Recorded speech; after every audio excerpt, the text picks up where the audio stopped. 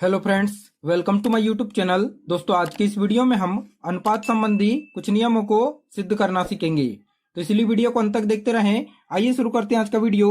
पहला नियम है हमारे पास एकांतर अनुपात का नियम।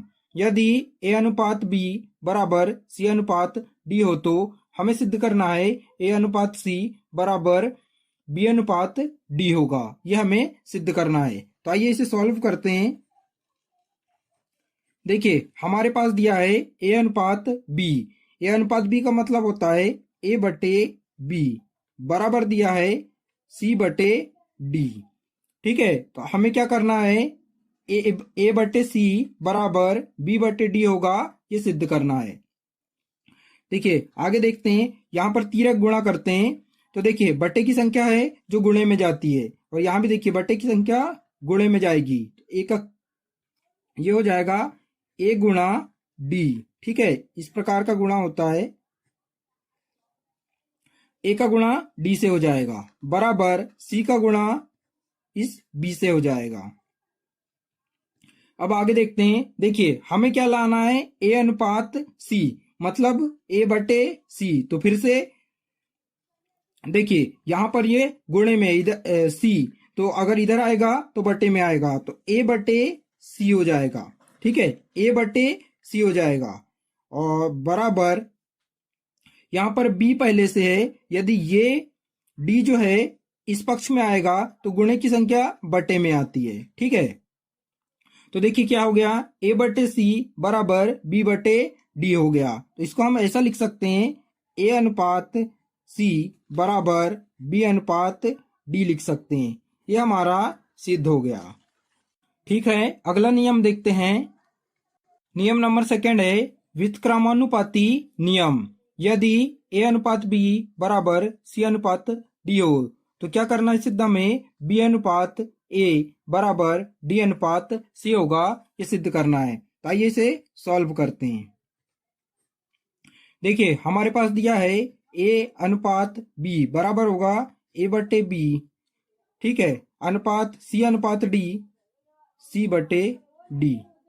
देखिए यहां भी तीर गुणा करते हैं, ए के गुणे में डी जाएगा क्योंकि बटे की संख्या दूसरे पक्ष में जाती है तो गुणे में जाती है। तो ये हो जाएगा ए गुणा डी बराबर यहां पर सी पहले से है, जब ये बी इधर जाएगा तो बटे की संख्या गुणा में जाती है।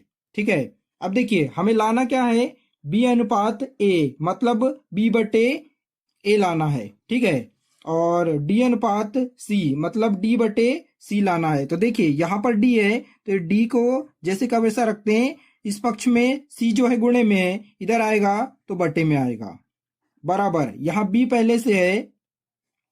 यहां देखिए ए डी के गुणे में था, इस पक्ष में जाएगा तो ये बटे में जाएगा। ठीक है, तो अब क्या आ गया यहां पर, इसको हम ऐसा लिख सकते हैं, डी अनुपात सी बराबर बी अनुपात ए। ठीक है, या इसको लिख सकते हैं बी अनुपात ए बराबर डी अनुपात सी। ये हमारा सिद्ध हो गया। ठीक है, अगला नियम देखते हैं। नियम नंबर 3 है हमारा योगानुपात नियम। यदि ए अनुपात बी बराबर सी अनुपात डी हो तो ए धन बी बटे बी बराबर सी धन डी बटे डी होगा, यह हमें सिद्ध करना है। तो आइए इसे सॉल्व करते हैं। देखिए हमें दिया है ए अनुपात बी मतलब ए बटे बी बराबर सी अनुपात डी मतलब सी बटे डी, यह हमारे पास दिया गया है। अब हम क्या करते हैं, दोनों पक्षों में एक एक जोड़ देते हैं। तो ए बटे बी धन 1 बराबर सी बटे डी धन 1, दोनों पक्षों में एक एक जोड़ देते हैं। ठीक है, कोई भी क्रिया दोनों पक्षों में करने पर दोनों पक्षों में कोई परिवर्तन नहीं होता। ठीक है, अब देखिए ए बटे बी धन 1, तो इन दोनों को ये परिमेय संख्या के रूप में है, तो इसका क्या करना पड़ेगा, एलसीएम लेना पड़ेगा। 1 के बटे कुछ नहीं है, इसका मतलब 1 मान लेते हैं। तो देखिए बी और 1 का एलसीएम क्या आ जाएगा, बी आ जाएगा। अब देखिए इस बी में बी से भाग देंगे, कितनी बार जाएगा, 1 बार जाएगा, और उस 1 का गुणा ए से करेंगे, कितना आएगा ए आएगा। धन, देखिए इस बी में एक के बट्टे कुछ नहीं है तो यहाँ एक मान लेते हैं, ठीक है। तो इस एक का भाग बी में देंगे, कितनी बार जाएगा, बी बार जाएगा। उस बी का गुणा एक में करेंगे, कितना आएगा, बी आएगा। बराबर, देखिए यहां पर भी डी है और एक के बट्टे कुछ नहीं है, इसका मतलब एक मान लेते हैं, क्योंकि एक में एक का भाग देंगे, कितना आएगा, एक आएगा, ठीक है। तो ये डी और एक का एलसीएम ले लेते हैं तो डी आ जाएगा, ठीक है। अब इस डी में डी से भाग देंगे, कितनी बार जाएगा, एक बार। उस एक का गुणा सी से करेंगे, कितना आएगा, सी। धन, देखिए डी में एक से भाग देंगे, कितनी बार जाएगा, डी बार जाएगा। उस डी का गुणा एक से करेंगे, कितना आएगा, डी आएगा, ठीक है। तो देखिए हमें क्या सिद्ध करना था, ए धन बी बटे बी बराबर सी धन डी बटे डी। तो यहां आ गया ए धन बी बटे बी बराबर सी धन डी बटे डी, ये हमारा सिद्ध हो गया। अगला नियम देखते हैं।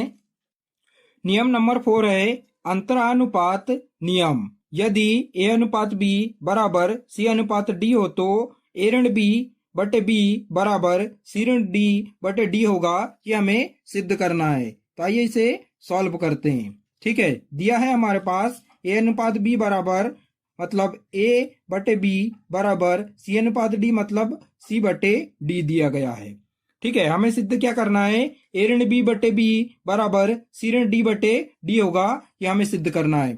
दोनों पक्षों में ऋण एक घटाने पर, ठीक है। तो घटाते हैं, क्या हो जाएगा, ए बटे बी ऋण एक बराबर इस पक्ष में भी घटाएंगे सी बटे डी ऋण एक, ठीक है। देखिए दोनों पक्षों में एक सा घटाने और जोड़ने पर समीकरण में कोई परिवर्तन नहीं आता, ठीक है। अब आगे देखते हैं। देखिए ये परिमेय संख्या के रूप में है तो इनका जोड़ घटाना एलसीएम लेके करना पड़ेगा। एक के बट्टे कुछ नहीं है तो एक मान लेते हैं, यहां भी एक के बट्टे कुछ नहीं है तो एक मान लेते हैं। बी और एक दोनों का एलसीएम कितना आ जाएगा, बी आ जाएगा, ठीक है। अब इस बी में बी से भाग देंगे, कितनी बार जाएगा, एक बार। उस एक का गुणा ए से करेंगे, कितना आएगा, ए। अब यहां ऋण चिन्ह है तो ऋण चिन्ह लगाते हैं। अब देखिए इस बी में एक से भाग देना है, कितनी बार जाएगा, बी बार जाएगा। उस बी का गुणा इस एक से करना है, कितना आएगा, बी आ जाएगा। बराबर यहां भी देखिए डी और एक दोनों का एलसीएम लेंगे तो कितना आएगा, डी आएगा, ठीक है। अब इस डी में डी से भाग देंगे, कितनी बार जाएगा, डी एकम डी एक बार। उस एक का गुणा इस सी से करेंगे तो एक गुणा सी कितना होता है, सी होता है। यह ऋण चिन्ह है तो ऋण चिन्ह लगाते हैं। अब देखिए इस डी में यहां एक से भाग देंगे, कितनी बार जाएगा, डी बार जाएगा, ठीक है। और उस डी का गुणा इस एक से करेंगे, कितना आएगा, डी आएगा। अब इसको ऐसे समझते हैं, यहां देखिए गुणा करके देखते हैं। यदि हम चार में एक से भाग देंगे, कितनी बार जाएगा, चार बार जाएगा। वैसे ही एक से ए में यदि भाग देते हैं तो ए बार ही जाता है, ठीक है। तो ये हमारा सिद्ध हो गया, ए ऋण बी बटे बी बराबर सी ऋण डी बटे डी, ये हमें सिद्ध करना था, ये हमारा सिद्ध हो गया। अगला नियम देखते हैं। अगला नियम है योगांतर अनुपात का नियम। यहां पर योग नियम और अंतर नियम दोनों साथ में है। यदि ए अनुपात बी बराबर सी अनुपात डी हो तो ए धन बी बटे ए ऋण बी बराबर सी धन डी बटे सी ऋण डी होगा, यह हमें सिद्ध करना है। तो आइए इसे सॉल्व करते हैं। देखिए हमें दिया है ए अनुपात बी मतलब ए बटे बी बराबर सी अनुपात डी मतलब सी बटे डी, ये हमारे पास दिया गया है, ठीक है। आगे हल करते हैं। देखिए योगांतर, योग मतलब योग और अंतर, ये दोनों को मिलके बना हुआ नियम है। तो देखिए हमने एक नियम देखे थे अभी, योगानुपात का नियम। तो ए बटे बी बराबर सी बटे डी का क्या होता था, ए धन बी बटे बी बराबर सी धन डी बटे डी। ये कौन सा नियम है, इसको समीकरण नंबर 1 दे देते हैं। यह है योगानुपात नियम। अभी देखें नियम नंबर 3, ठीक है। अब देखिए इसके बाद और एक नियम देखते हैं, ए बटे बी बराबर सी बटे डी को अंतरानुपात नियम से। ठीक है, अंतरानुपात नियम क्या कहता है, यदि ए बटे बी बराबर सी बटे डी हो तो ए ऋण बी बटे बी बराबर सी ऋण डी बटे डी होता है। ये समीकरण नंबर 2 दे देते हैं, ये अंतरानुपात नियम से, अंतरानुपात नियम से। ठीक है, ऐसा लिख सकते हैं। अभी ये दोनों नियम देखे हैं आगे। ठीक है, अब क्या करते हैं, समीकरण नंबर 1 और 2 को भागित कर देते हैं। ठीक है, समीकरण 1 भागित 2, ठीक है, यहां पर हमने भागित कर दिया, तो इस बी से बी को काट देंगे क्योंकि दोनों बराबर हैं और दोनों के हर हैं, और इस डी से डी को काट देंगे। ठीक है, तो अब हमारे पास यहां पर क्या बच जाएगा, यहां बचेगा ए धन बी। ठीक है, अंश में, और हर में क्या बच जाएगा, ए ऋण बी बराबर यहां बचेगा सी धन डी बटे यहां क्या बचा नीचे सी ऋण डी। ठीक है, यही तो हमें सिद्ध करना था।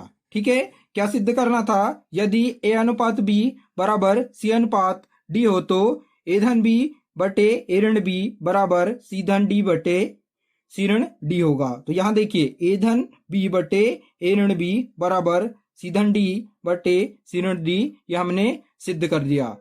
ये सभी नियम अनुपात के प्रश्नों को हल करने के लिए विशेष रूप से यूज होते हैं, तो इसलिए इन नियमों को याद रखें। ठीक है दोस्तों, आज के लिए बस इतना ही। वीडियो अच्छी लगी हो तो चैनल को सब्सक्राइब कर दें और बेल आइकन बटन को दबा दें। धन्यवाद।